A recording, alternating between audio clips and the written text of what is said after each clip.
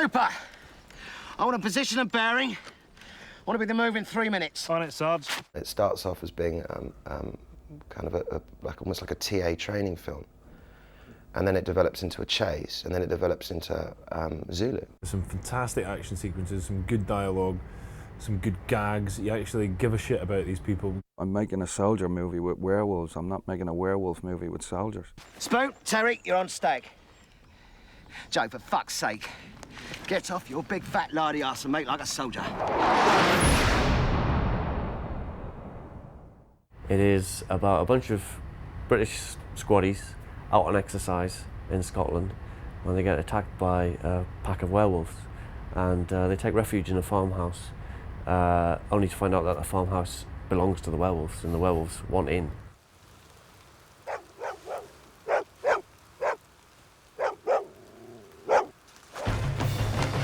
My character is the character Cooper, who at the start basically is being selected for special operations.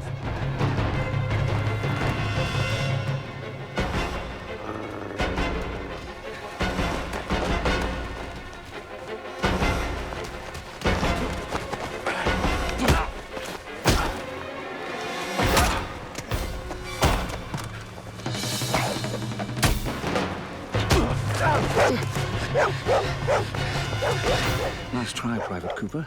Captain Ryan, who's Liam Cunningham, is this very sort of plummy kind of Englishman. Take the weapon and use it. And then he says basically, you know, now the final test is you need to shoot one of these dogs that have been chasing you. Still won't do it. You don't have a choice. Finish the job, shoot the dog. Shoot it! No, stop!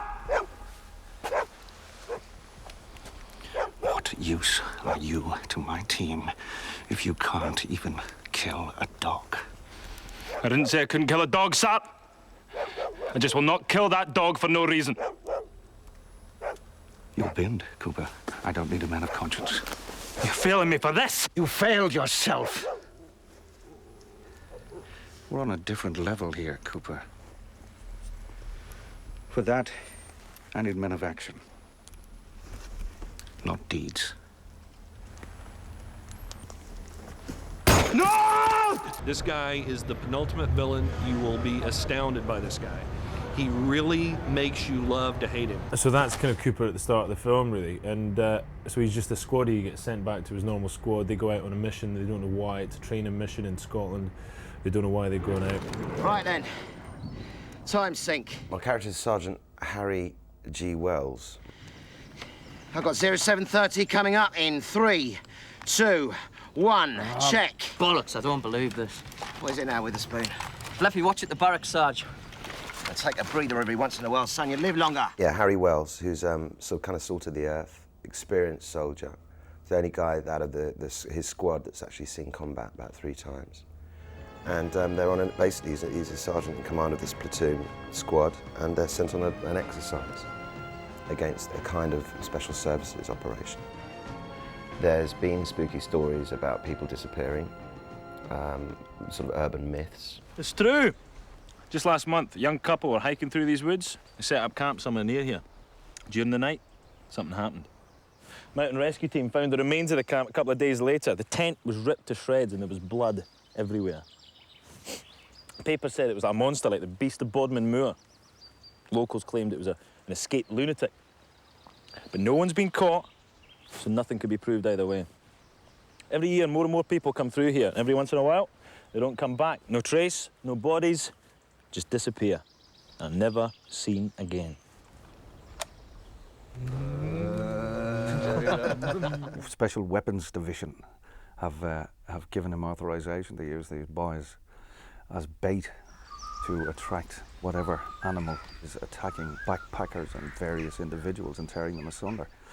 So the military side of things, they would like to adopt this animal as a possible aggressor.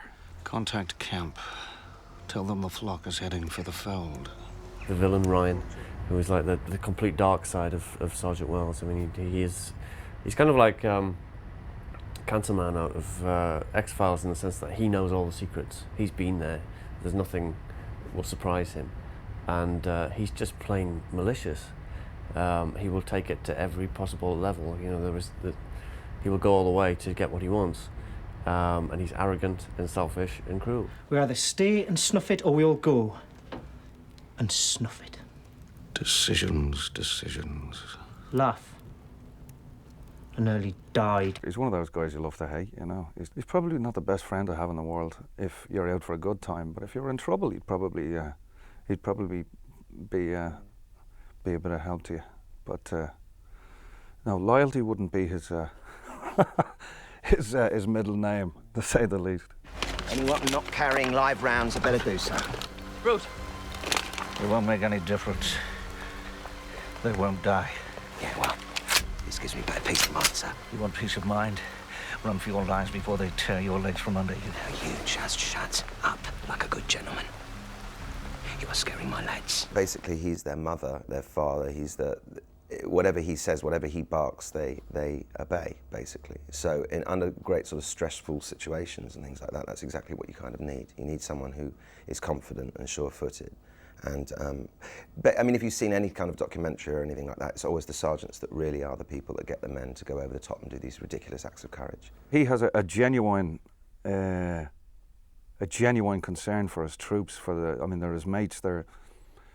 I think he kind of says it himself. There is reason for existing, I suppose, are his men, and he has a genuine warmth and towards the livelihood and health of his men. Where I was the complete other side of the coin. I was using them as meat, and even when push comes to shove, I mean, his brief is what's all important to him. I mean, he's a loveless, empty, humanless character. He's fabulous. Captain Ryan is not one of our team. His being here is hazy at best. If I could tell you, I would. But I'm just a soldier. I love playing guys like that. It's great fun. And basically, I mean, that's basically the difference between the two of them. I suppose we were at different sides of the same coin, really.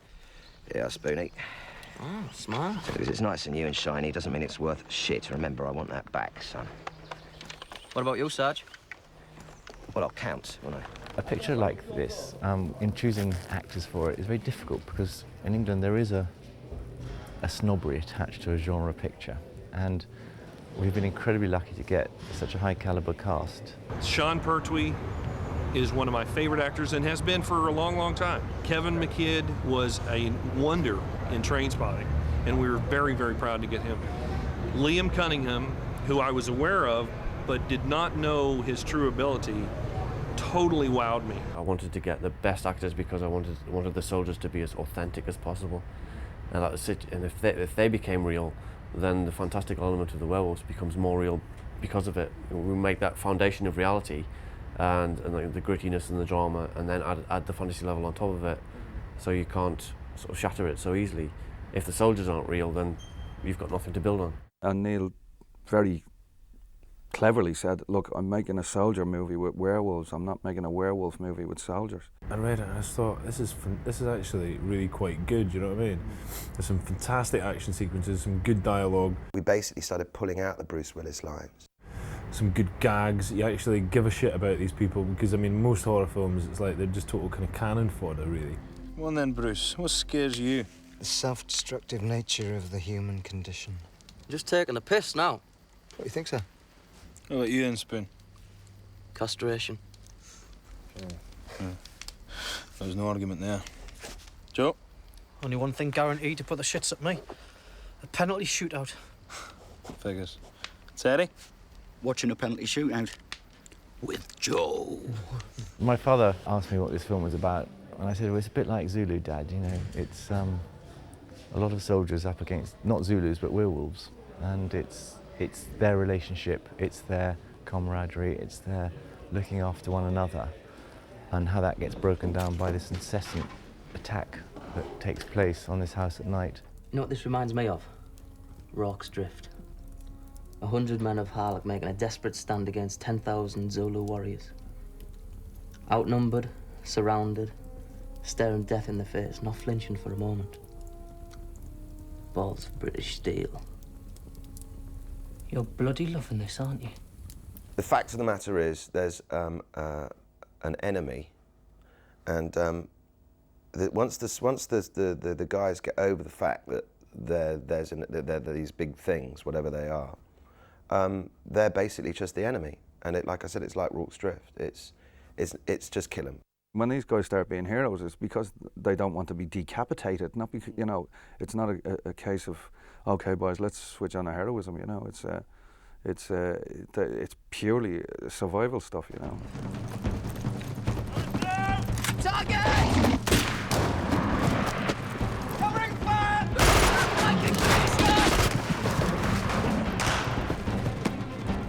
Covering fire!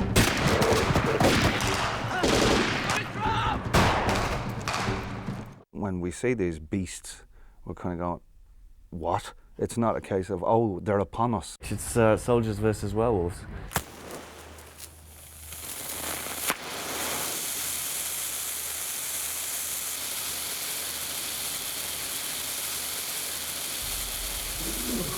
Don't shoot.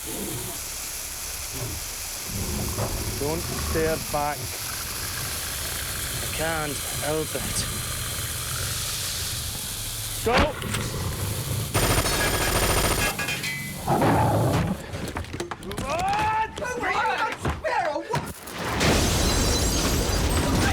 That puts a kibosh on that plan.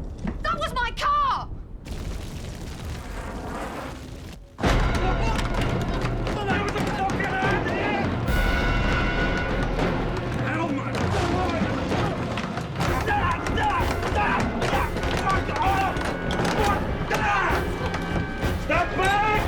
I had an idea for the werewolves from the very beginning. I had some rough sketches done, and we needed to find the right person to do them. And Bob Keane was keen as mustard, as he always is. Well, I think the first thing was to have a look at everybody else's werewolves and say what we liked and what we didn't like, and then to try and come up with something that was unique for the picture, but it was also in keeping with the script, and rethink and try not to redo what everybody else had done, but still come up with something that's recognisable instantly as a werewolf. The problem I have with CGI, I believe Hollywood is overdoing CGI at the time, in that when you see a horror film or any film with a tremendous amount of CGI, instead of being involved in the story, you're wowed by the effects.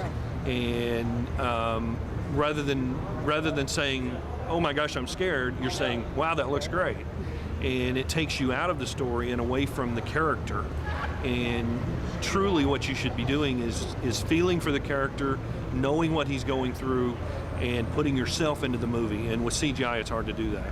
American Werewolf in London, fantastic film, best transformation sequence ever. Naff Werewolf, it's a dog. Action! That was my car! Somebody needs a hand here!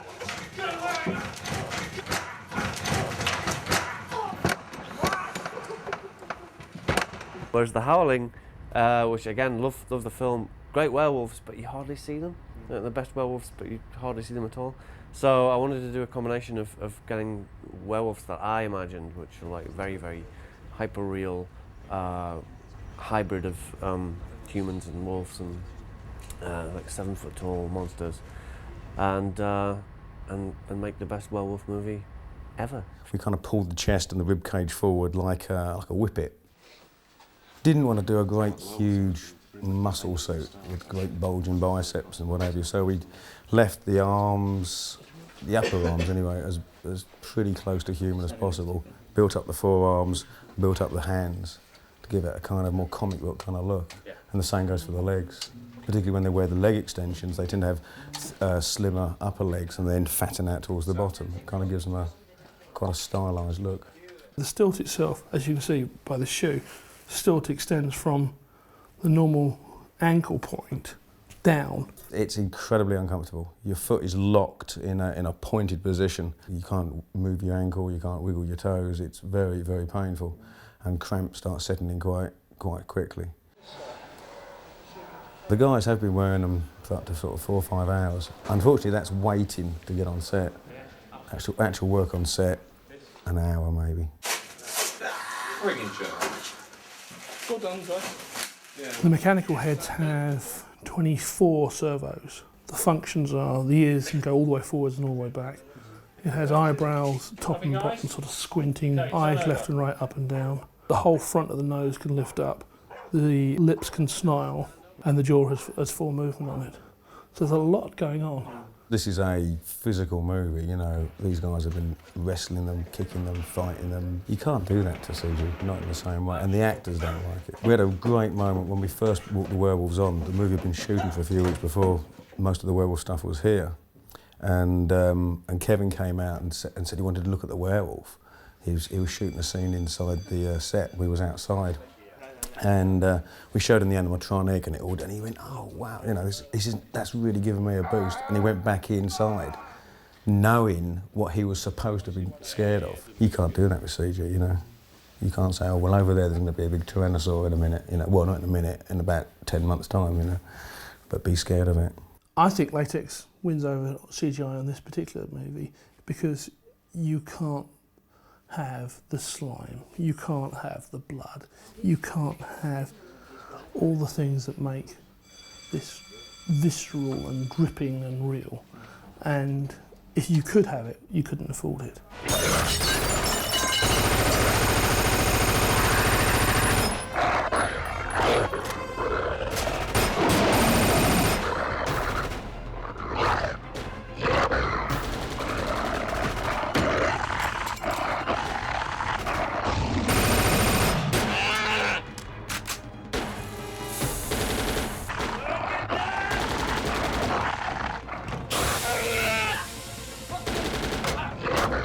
Generally, it's a recipe for disaster when you've got a lot of testosterone in your hand and lovey's guns. It's usually, it can turn belly up very quick, and you can get a lot of egos and blah, blah, blah. But I mean, there wasn't a sniff of an ego. You bollocks! I've had enough of your shite. It was very much an ensemble piece and a character-driven piece. There was no silly bollocks and preeming and stampy feet and, you know, toys out of the pram routine. It was all, you know, right down the line and about the work, and we all kept each other very sharp. I can't better it. I can't think of anything else that I've done so far that has had this level of sort of commitment and loyalty and, you know, and friendship, and, you know, and hopefully that comes across, you know. You listen to me, I know you think it was a piss poor call, you failing selection and all of that, but I've got to say I'm not sorry. The squad would be a lot worse off without you, mate. Right then, ladies. Pack up your troubles, put your brains in first gear and start tabbing. Spoonie, you're on point. Terry, Joe, Silent Charlies. Now, I've never been on a film like that before, be like, what the hell, what are you saying, man? You know, worry about yourself. It was none of that. Here we go. We're giving uniforms and guns, for God's sake. What do you think actors are going to do? They're going to go bang, bang, which we were doing quite a bit of. So there was loads of that fun, and we were all looking for, can we get more blanks? We want more blanks. So say it under your breath, like, yeah, I'm just doing, you know, I'm doing a werewolf film. They go, what? You know, I'm doing a werewolf film. In the army, shoot guns. They go, fucking come on!